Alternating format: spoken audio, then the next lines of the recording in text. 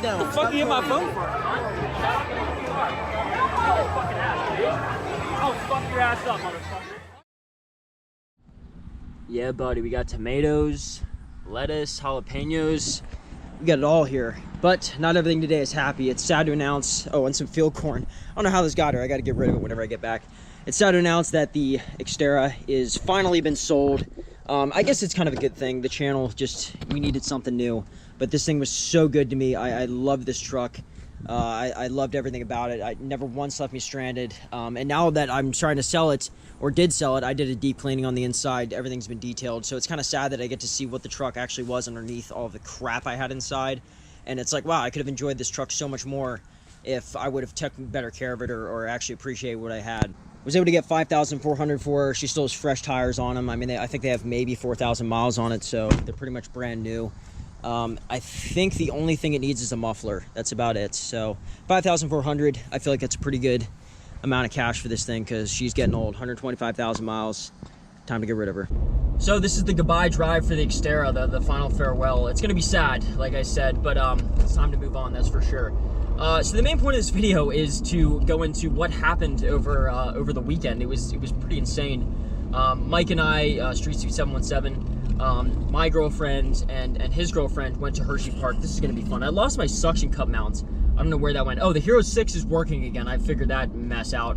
And also, with the truck, you ever notice how, like, I don't know if any of you guys can relate to this, but if you sell a vehicle, you can have the air conditioning on like full blast and like, because you know you're getting rid of it, and like take turns a little bit faster than you normally would, start it, throw it into gear right away. It's just, you actually get to enjoy the vehicle the way it was meant to be viewed. This may not work. I may have to figure out some type of apparatus to get my camera to stay put. Us as a group of friends, we decided to go to Hershey Park over the weekend. There's a new roller coaster ride there. It's like half water ride, half roller coaster, I guess. I don't really know. It's the first in the country, so I've heard. But anyway, we get in line. It's like a 3-hour wait, some ridiculous amount of time, because this ride, for whatever reason, only seats like 3. You can tell the engineers kind of messed up on this ride because there's 4 seats, but they were only allowing 3 riders. And I think it's a very weight sensitive schematic type ride. Like, they literally make you get on a scale before you can get on this ride. I don't even know what the name of it is, Riptide or something like that. It's kind of stupid. Hershey's been off on a weird tangent lately.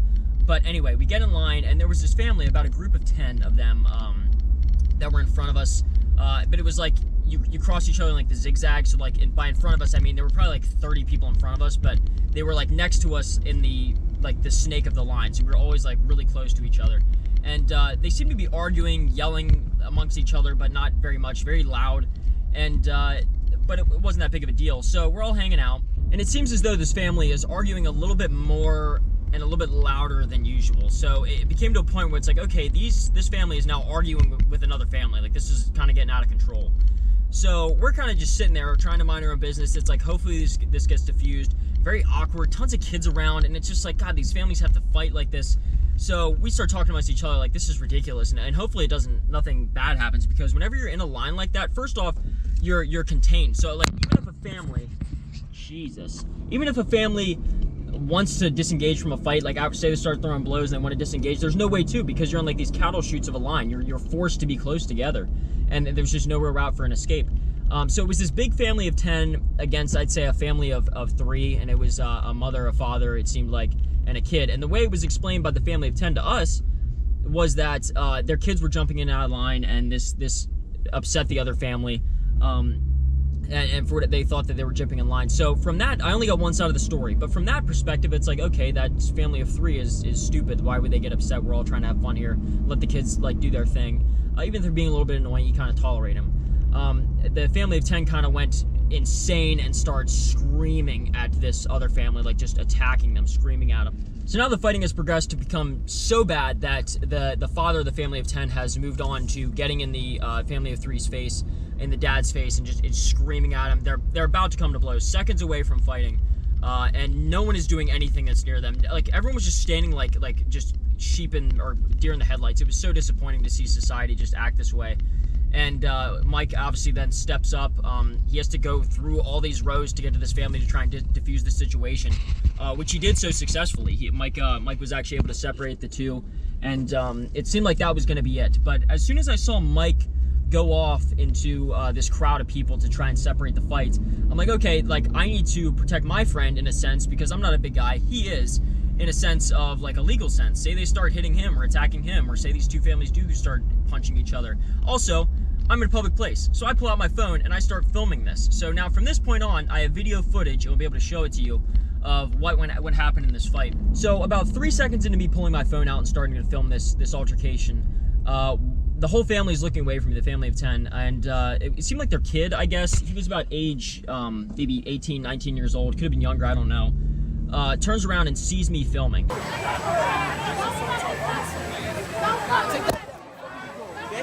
The fuck you hit my phone? So at this moment, this kid just sees me and is like, okay, now, and thinks of me as a threat at this point. Is going through his head of all the things and how horrible this is that I'm filming his family members.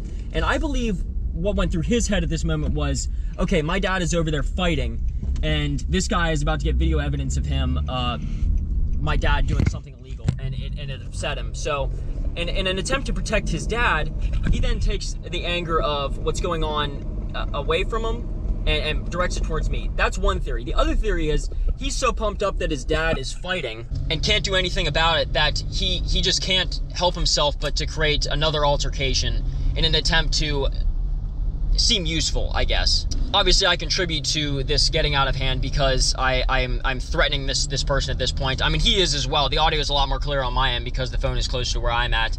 But we're both threatening to beat each other up. So now at this point, Mike has successfully separated the two families that were fighting, and this whole family is now retreating from the fight that they had back to their original spot in line. And the problem is that the mother and the father and the whole rest of this family that was in this altercation is now coming into this cold, and all they hear is me saying, "Oh, fuck your ass up, motherfucker! What? Oh, fuck your ass up and get my fucking shit!" Fuck who up? And obviously, as a mother, you're going to take your child's side without hearing any rebuttal or recourse from anyone else, and it just didn't bode well for the situation to calm it down at all. So they all start attacking us. So now this whole fight is spun around.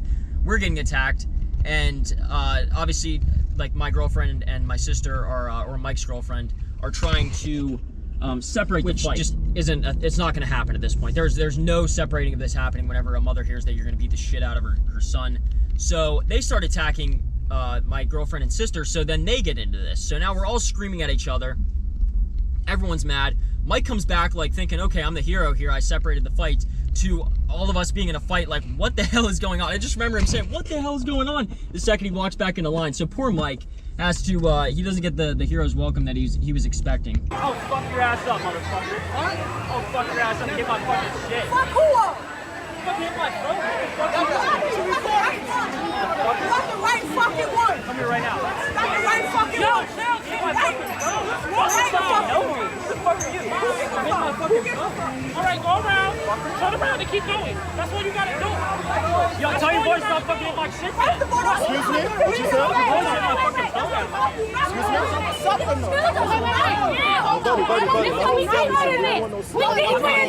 We deeper than this. You hear me?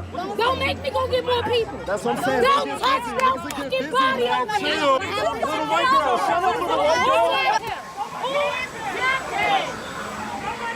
Nobody touch this man. Take that down. So once we leave the line and we go address this to the guy that checks like heights for people to make sure like you're not too small to get on the ride, and we tell him he must have been some guy that was still in high school, not paid nearly enough for something like this, where we tell him, hey, there's a fight going on there, this family is extremely frustrated with someone, they're acting belligerent and crazy.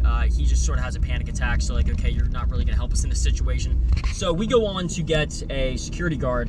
The family follows us out of the line. Security guard comes up to us, who he as well is just, it's Ally Barton. They're not trained for situations like this, and if they are, I'm pretty sure their training is to call the cops. Like that's all they're trained to do, which is understandable. Hershey Park probably can't afford to have all these armed cops running around and at all times. So this guy shows up, and his instinct after we tell him the story is to go over to the family and pull them over to us. So now we're all back together again, arguing, like no thought process here. Finally, another security guard shows up. She's about 300 pounds. She's coming to a cold. The security guard took no report. It was like just so unorganized. We had to keep telling the story over and over and over again as every security guard showed up. No one wanted to get involved. And as I look back in the video, I see so many families around us that just turn their backs, and it's like, I don't want to get involved. I understand. It's like, this is none of your business. You shouldn't have to. But I mean, the fact that like we're all Americans here. We're all like we're on the same team. We try to be. And we're all just gonna turn our backs on a family that's fighting when there's kids around. Like, there's no sign of faith. I guess faith in humanity was lost because it's such a disturbing fact that we're just gonna let this unfold, and your idea of solution is just to turn away. I may be speaking out of terms there just because I was in the heat of the moment and just saw that there was something that could have been done and there wasn't. One redeeming quality though was that they had to go back into the back of the line, like start at the back, like start the whole process over. And we got to go, the security let us through to go onto the fast track of the line where we get the front and everything. It was awesome. Got on the line right away, and it was very satisfying to watch them have to watch us walk up to the front of the line. So that was one good silver lining out of this whole event. And at the end of the day, we also ran into the 300-pound security guard, and I was like, hey, is there any way I can get a report on what happened for this? Like, I want to be able to print it out, make sure, just in case anything illegal happens, I want to make sure that we have all our ducks in a row. My mom works for a law firm, and I'm always taught to just cover your bases. We weren't going to pursue any legal action just in case if anything did come of this. I want to make sure I have my information straight. And she essentially told me, I want nothing to do with this. It's like, I'm not paid enough for this, and walked away. I'm paraphrasing by a long shot, but that's essentially what happened. So at the end of the day, the kid straight up just like punched me like to get my phone out of my hands, and I mean, it could have gotten a lot worse. Let me just tell you this, I would have loved to have seen, not had this scenario happen, but loved to have seen in like some virtual reality what would have happened if like this kid would have gotten pretty more standoffish and seen what Mike would have done to this guy, because he would have stood no chance. But anyway, guys, that's the video. I really hope you enjoy what is to come. I have a big surprise planned, and hopefully I can attend with this big surprise at the October call out. Should be a lot of fun, and just go on this journey with everyone on YouTube. So I hope you guys enjoyed the video. Have a good day.